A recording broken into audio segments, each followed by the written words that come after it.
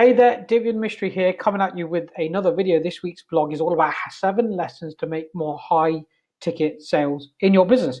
And this is applicable for you if you're running a service-based business where you're selling a service, whether you're coaching people, you've got online products, whatever it is. These principles are applicable to you. And I'm going to tell you why they're important, how they work for me, how they can work for you, and how you can go and implement them right away in your business and make more sales. Because that's the aim of the game, to make more sales, to help more people, to serve more people. So let's get right into it and let's get going. So lesson number one is when you detach from wanting or needing that business, you're way more likely to close the business. And this is really true. Here's the thing, right? Is if you're really attached to wanting an outcome, the reality is when you try and get that outcome, what happens is people feel that. They feel this neediness.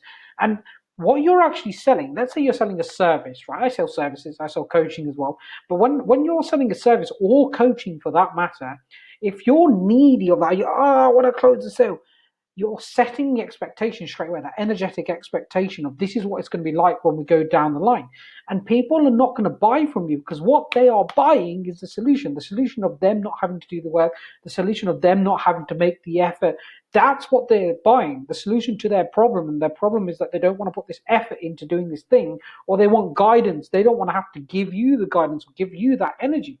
So kind of, if you talk about levels of energy, that's what you're doing. You're detaching yourself, and therefore you're giving to them a positive subconscious signal that, you know what, you're not gonna have to deal with a load of stuff from me, or this energy of like, you need it.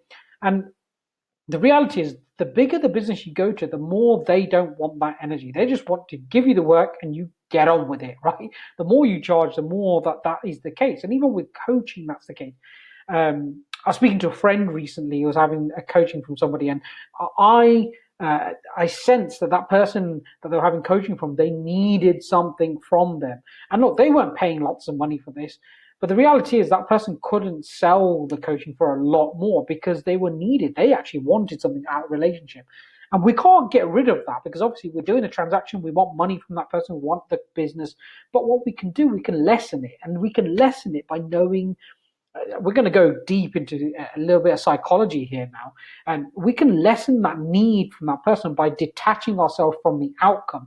And how do we do that? We do that by, one, having enough business coming in, that we're not worried about that other business, the new business coming in. So if you've got to do a load of work at a slightly lower pay to then start to raise your prices, but you feel comfortable at closing it at this level, do that. Get your normal basis covered, your normal everyday income covered, and then you feel more confident to spend more, to increase your rates by quite a bit, because you don't need the income. If we need the income to live on, that then people are going to feel that.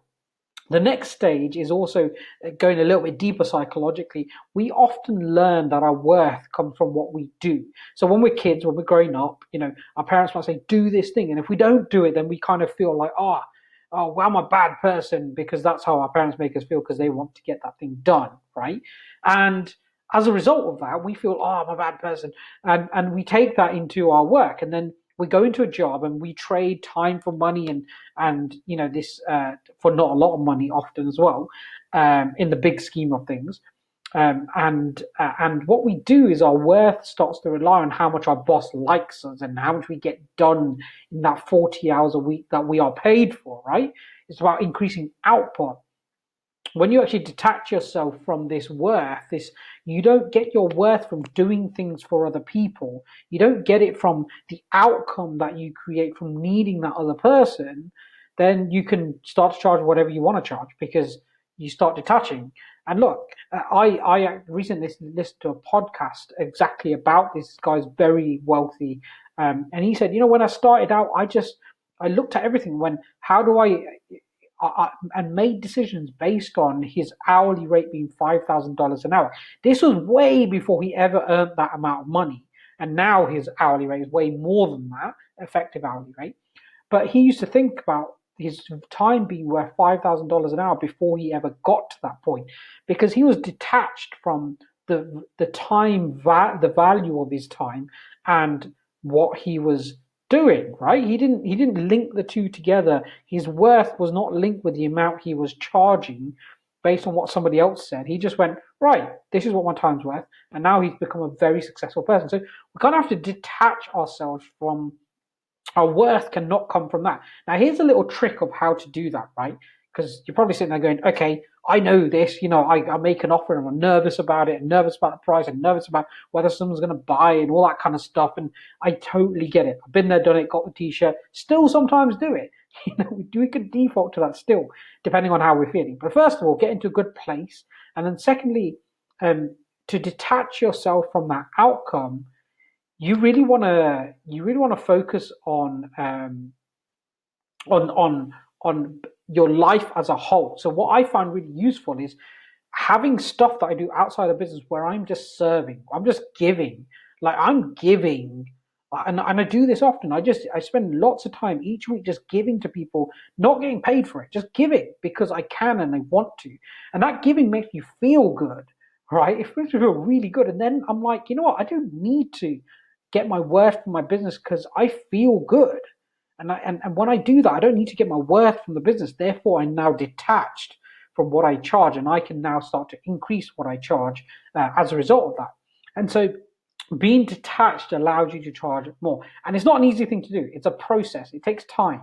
So what I suggest is you just incrementally increase how much you're charging. Charge a little bit more on your next client. Now that becomes the minimum that you charge. You charge a little bit more next time. That becomes the minimum you charge, and so on and so forth. So that's lesson number one. Detach yourself from the outcome is how you make higher ticket sales.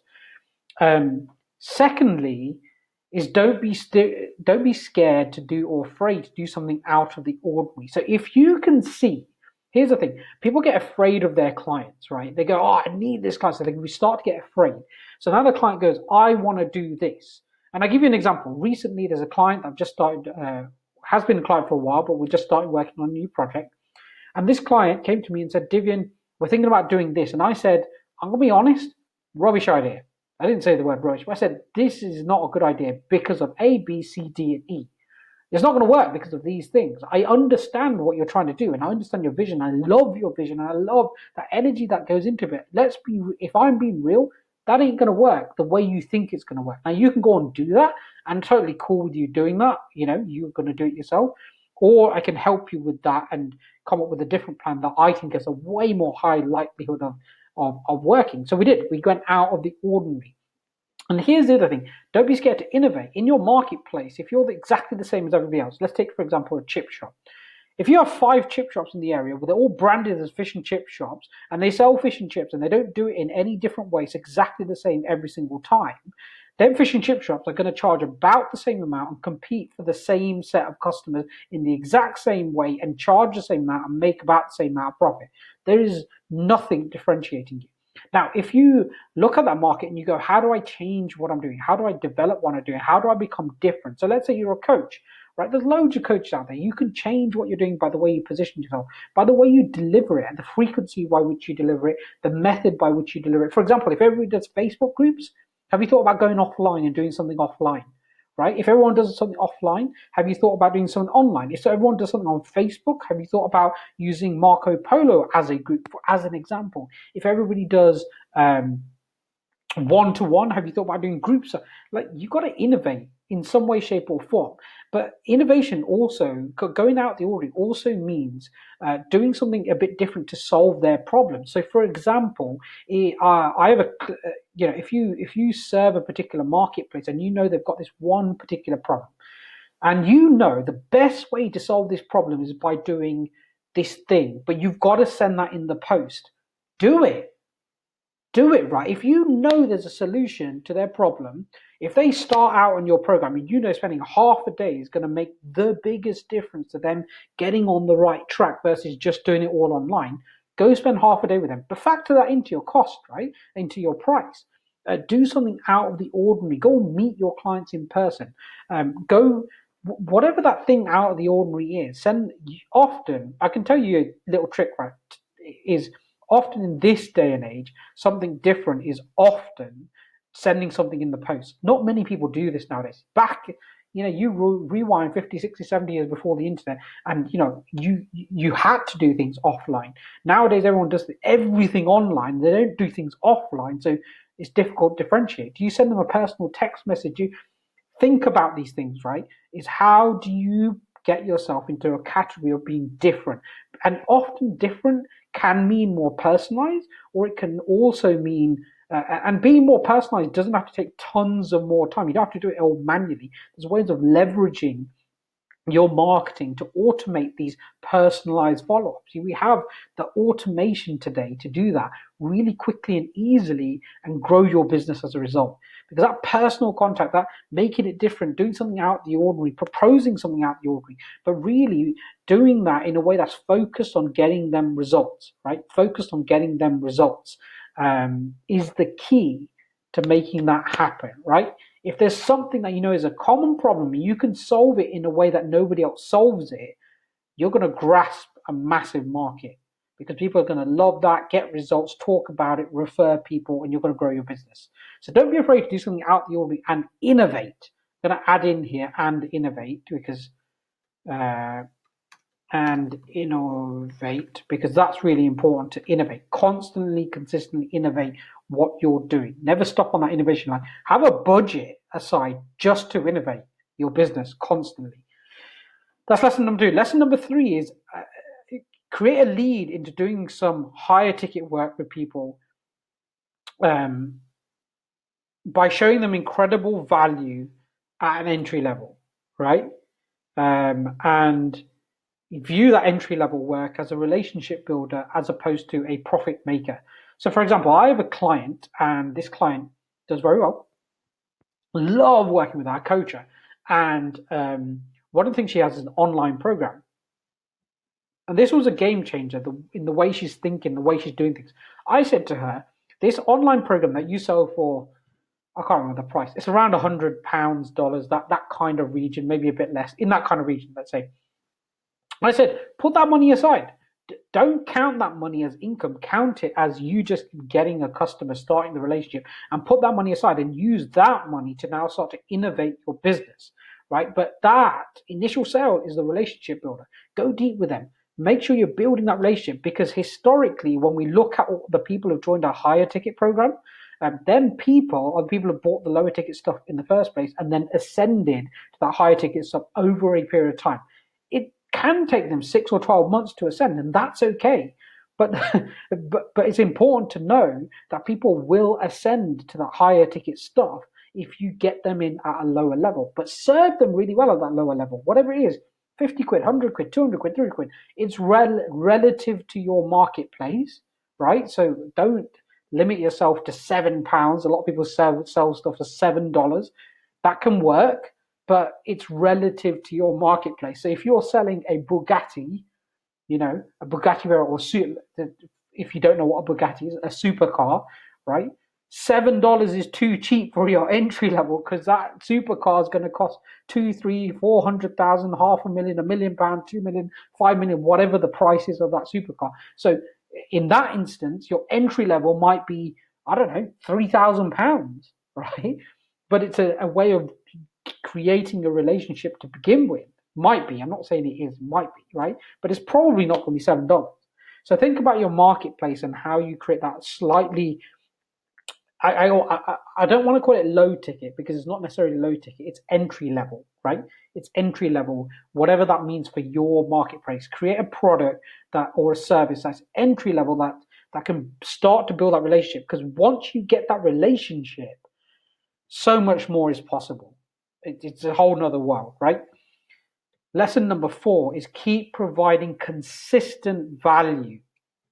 It doesn't matter how you provide this value, how you do it. For example, I do these videos or I do a blog post or some content every single week on a Wednesday. That's what I do every single week. And I'm going to continue to do that.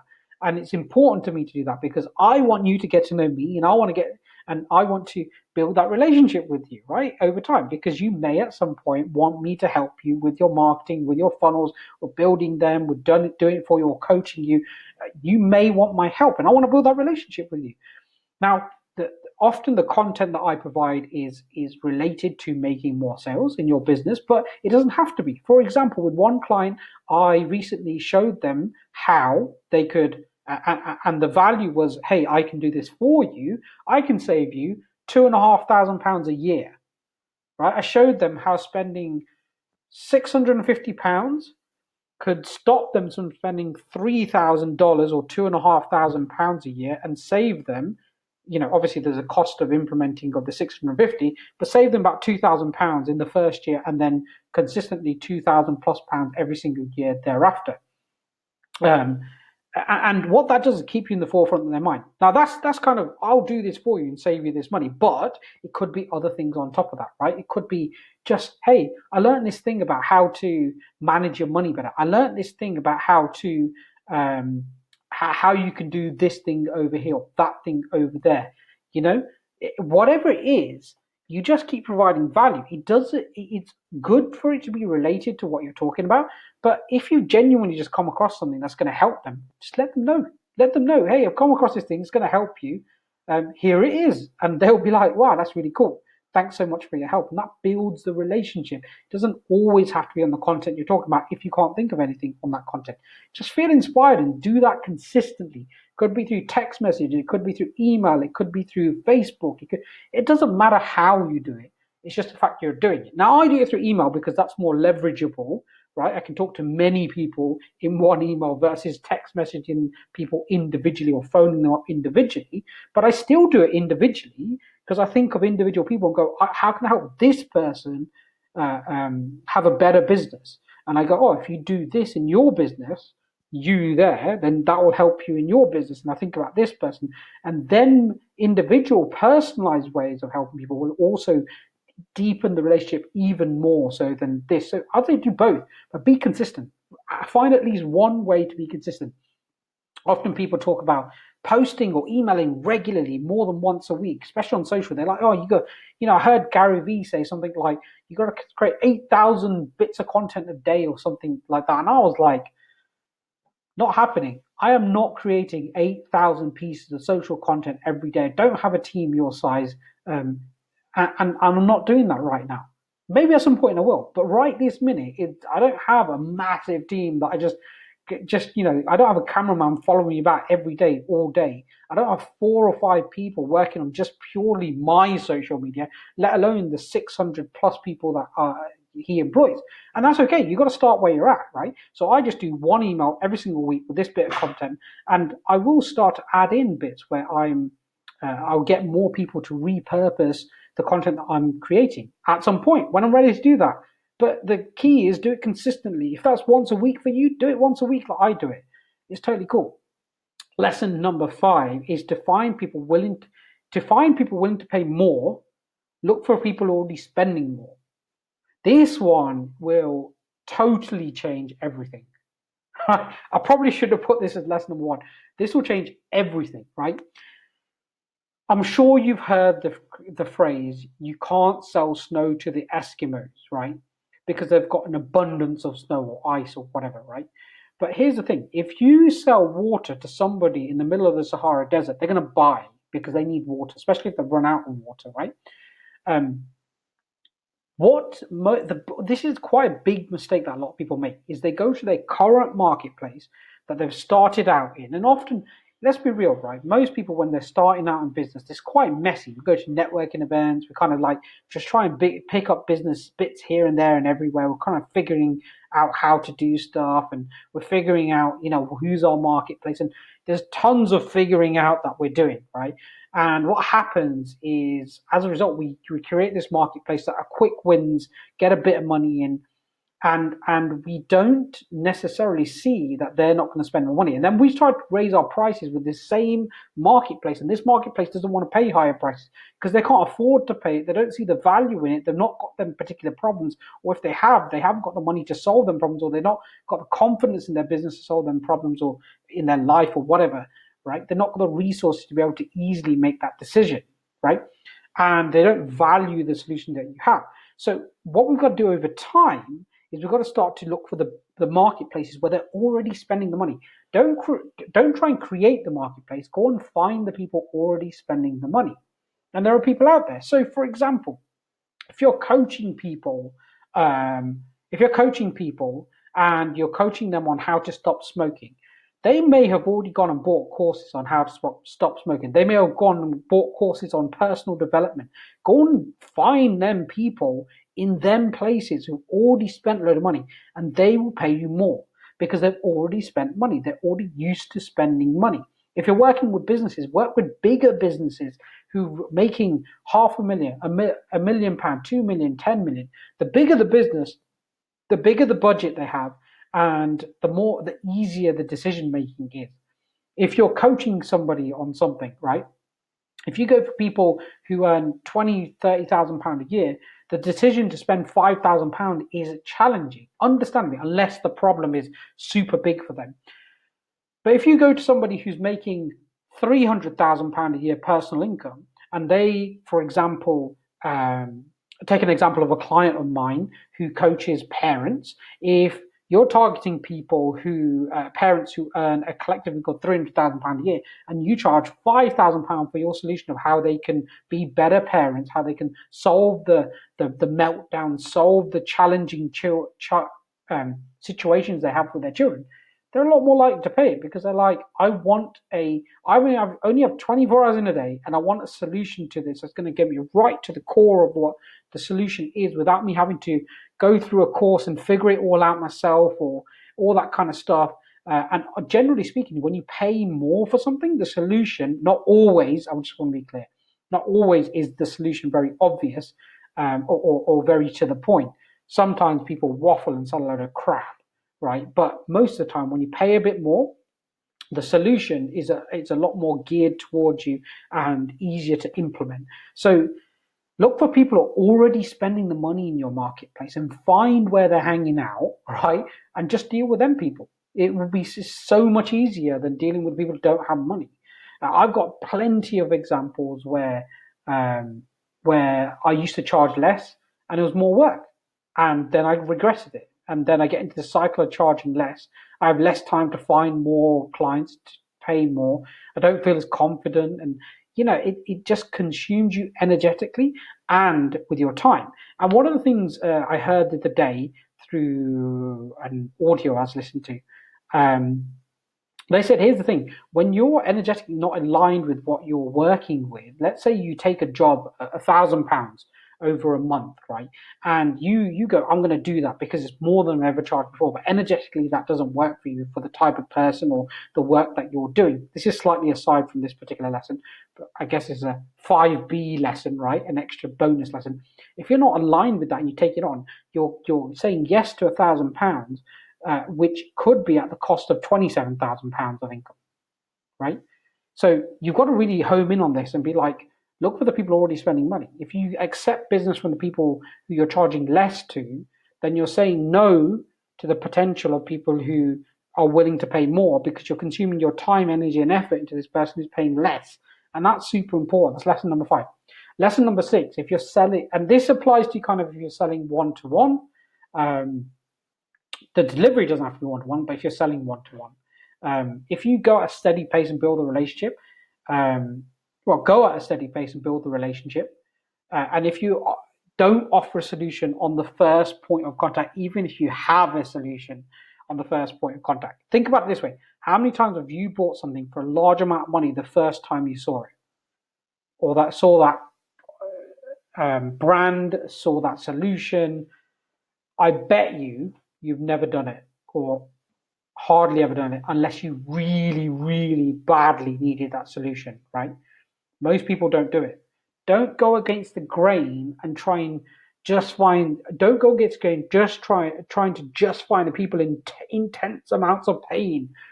Instead, develop the relationship, because once they know, like, and trust you, they'll just buy. Once they bought once before or twice before, they're a lot more likely to buy going forwards as well. So spend time building that relationship. Don't offer your solution on the first call. They want to know. This is particularly true if you're providing a bespoke service, right? They want to know that you've actually considered their situation. And here's the thing: I don't know about you, but I can't, even if I have a solution, I can't categorically say that I've thought through all the details of this on the first phone call and make an offer at the end of that first phone call. I can't do that.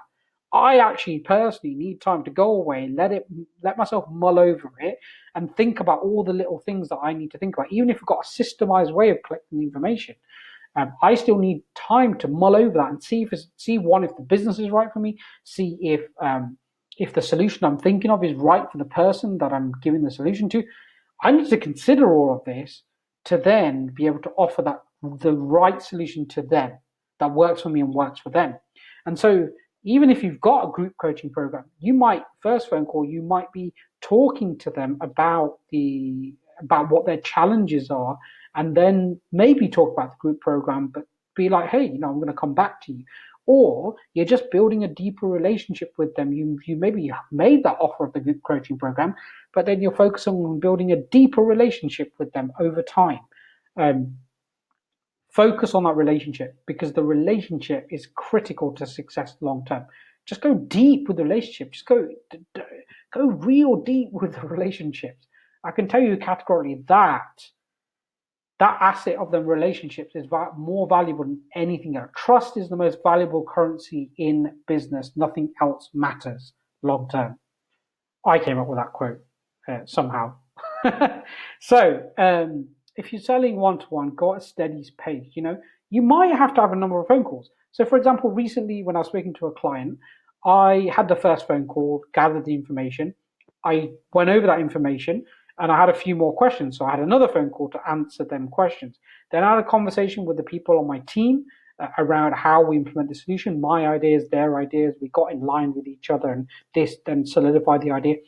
I emailed that over with the price, and then we had another phone call and we went through it all. They went away and thought about it. They came back and said um, that they wanted to take certain bits off, and we took them off, went back to them. Then they came back again and said they weren't sure about this particular bit. So I said, okay, we'll do it like this. We'll do it like this instead. And then they said yes, and it's really cool, right? And now we're working with them.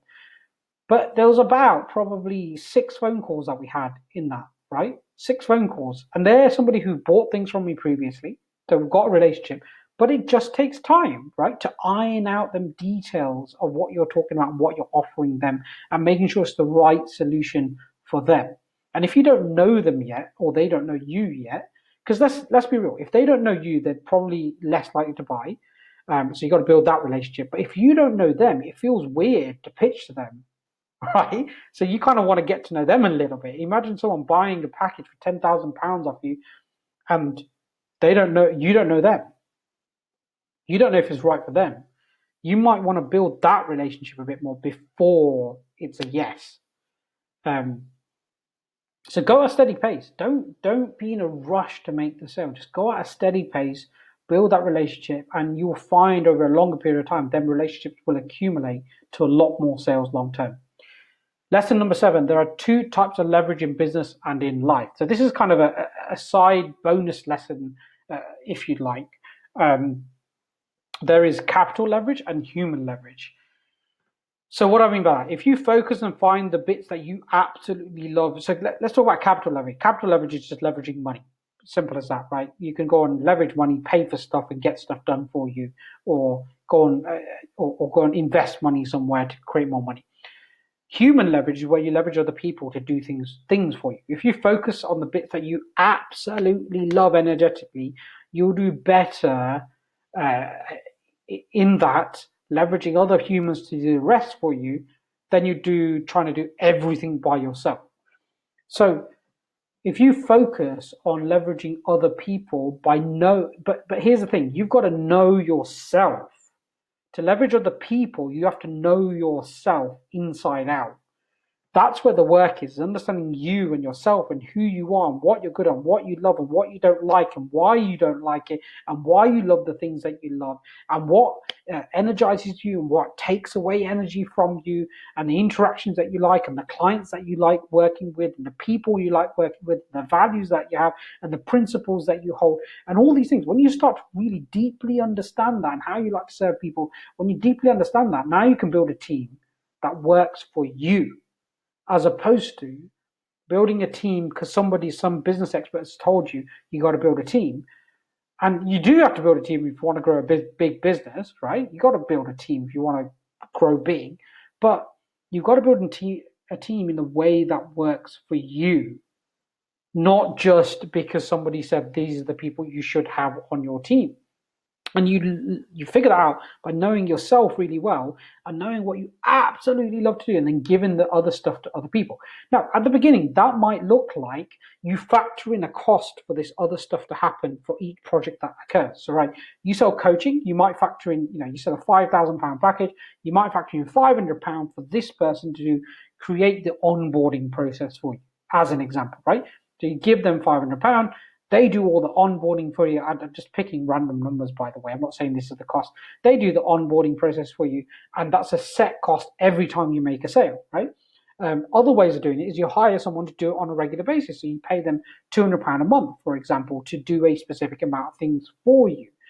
There's different ways of doing it. But if you're starting out, you probably want to leverage when I get a sale, this is how much I pay this person to do this thing for me, so I can focus my energy on the things that I love to do, right? That's the way I would do it. And when you do that, it motivates you to get more sales, because you know the bit you don't like doing is done for you. If you don't like invoicing people, sending the invoice to people, sending the payment system, sending the contract to them, getting them set up on your system, adding them to the Facebook group, or sending them materials, adding them to the membership, all them other things. If you don't like doing them things and you want someone to do it for you, that full onboarding process, factor that in. Factor that in to your fee that you charge, right? So you still make the amount of money you want to make, and that will increase the experience for people. That will make the experience better and leave you more energy and time to do the things to get more clients coming in. So leverage other people, but you've got to know what you love to do before you can do that. And by doing that, you now have more energy for finding new clients, finding more clients, finding people who are going to pay more, working on making sure that you charge more and you get higher ticket sales and you don't feel afraid around that. If we're constantly busy and we're like, oh, when's the next amount of, where's the next invoice going to come from? When we're in that state of fear, you will not be able to charge more consistently. You'll be very inconsistent and people will feel that. So have integrity and do that. And I'm going to ask one more bonus lesson onto here that I just thought of is be real. Lesson number 8 is be real. And this is super important. So when I work with someone, I'm real with them. If they believe that they're going to do something magical, hiring me is going to magically change their business within 24 hours by just paying me money, that's not going to happen. I cannot come into your business and magically make you more money tomorrow. It's not possible. There's nobody out there who can do that, right? It takes time and it takes work and it takes implementation and it takes testing and it takes changing things and changing the way you think and the way you work and the systems and processes you have, the team that you have. It takes all of that. So I just be real with my clients and I say, look, this is what I believe I can deliver. And in fact, what I actually do is I slightly under promise. I slightly under promise on purpose because I want them to be wowed by my delivery. So I slightly under promise actually. So whatever I think I'm going to get, I slightly under promise that on purpose. So then when they do buy and they do get the delivery, they're like, wow. And it also gives you a bit of bandwidth, right? It gives you a little bit of bandwidth to go, hey, if I don't quite deliver on the same level as I have previously, and here's a reality, right?